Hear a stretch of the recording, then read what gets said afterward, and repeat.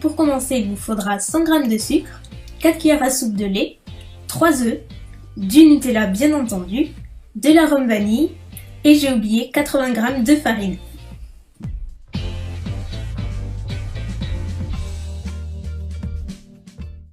Donc dans un premier temps, je mélange mes 3 jaunes d'œufs avec le sucre jusqu'à ce que le mélange blanchisse légèrement.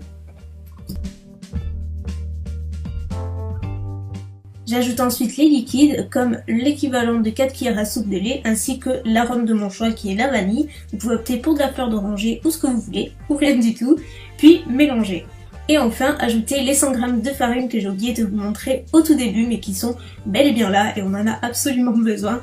Puis mélanger jusqu'à avoir une préparation homogène comme d'habitude. Dans un autre saladier, on va monter les blancs en neige fermes et aérés le plus possible. Puis on incorpore doucement à l'aide d'une spatule en silicone de préférence petit à petit les blancs en neige jusqu'à les incorporer au mieux à la préparation sans les casser. Alors là, écoutez-moi bien, c'est là où tout va se jouer et c'est là où il faut être le plus attentif possible. Si vous voulez réussir votre roulé au Nutella, il vous faut investir dans un tapis à rebord en silicone comme ceci. J'ai acheté le mien chez Jiffy et croyez-moi, si vous utilisez autre chose, vous n'allez pas arriver à rouler votre pâte correctement, ça va se casser et puis ce sera du travail gâché tout simplement. Croyez-moi, ça fait toute la différence, il faut vraiment que le tapis soit à rebord, vous pouvez en trouver n'importe où au rayon pâtisserie, ça fait toute la différence. Et moi depuis que j'ai ce tapis là, je réussis à tous les coups. Donc après avoir tapissé mon moule donc de papier cuisson, papier sulfurisé, peu importe, assurez-vous juste qu'il soit anti-adhérent pour que ça se démoule le plus facilement possible. Il ne vous reste plus qu'à étaler toute votre pâte sur le moule et après avec la maryse. Et puis en faisant des mouvements, vous allez voir, ça va se tasser tout seul, ça ne déborde pas. D'où l'intérêt d'avoir un tapis à rebord, vous voyez un petit peu mieux l'idée. Et puis voilà, maintenant il ne vous reste plus qu'à tapisser tout ça.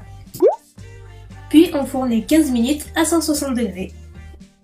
Une fois que c'est cuit, ça ressemble à ça, il suffit juste que la pâte soit relativement souple pour pouvoir appliquer de la pâte à tartiner. Et donc là, je décolle légèrement les bords avec une spatule. Et puis vient le moment marrant où vous appliquez votre Nutella ou votre pâte à tartiner de votre choix.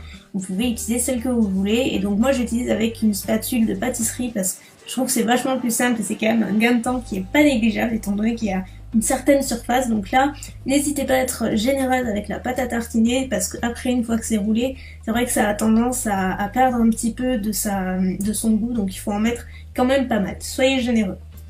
Vient la partie la plus délicate de la recette, à savoir rouler votre pâte en fait. Et c'est là où vous allez vous dire si c'est réussi ou si ça va se casser et c'est juste un stress monumental. Donc là, je vous assure, ça marche à tous les coups avec ce tapis à rebord. Le truc pour réussir, c'est d'y aller doucement mais sûrement, comme on dit. Il faut être patiente et surtout, il faut y aller avec une grande douceur. Donc petit à petit déjà, je roule petit à petit et surtout, je décolle le papier sulfurisé délicatement de façon à ne pas le retirer en même temps que la pâte non plus. Et lorsque je roule, je presse au maximum pour que ce soit vraiment bien serré et vous allez voir qu'à la fin, c'est quand même vachement plus sympa. Et je répète l'opération jusqu'à ce que ce soit roulé jusqu'au bout en retirant petit à petit le papier cuisson au fur et à mesure. Mais vraiment, il faut y aller très doucement. Et enfin, vous voyez en image, il faut juste avoir beaucoup de patience et il faut vraiment le vouloir, ce rouleau Nutella, je vous l'accorde. Mais je vous assure que c'est à la portée de tout le monde et c'est super simple. Même mon frère l'a déjà fait, donc je vous assure, tout le monde peut le faire. Et maintenant, la touche finale, c'est le sucre glace. Vous pouvez saupoudrer de cacao si vous préférez une saveur un petit peu plus chocolatée. Après, c'est une affaire de goût. Moi, je préfère le sucre glace, donc c'est ce que je fais. Je trouve ça super joli à la fin. Et puis voilà, après, il ne vous reste plus qu'à déguster votre rouleau Nutella au goûter ou pas.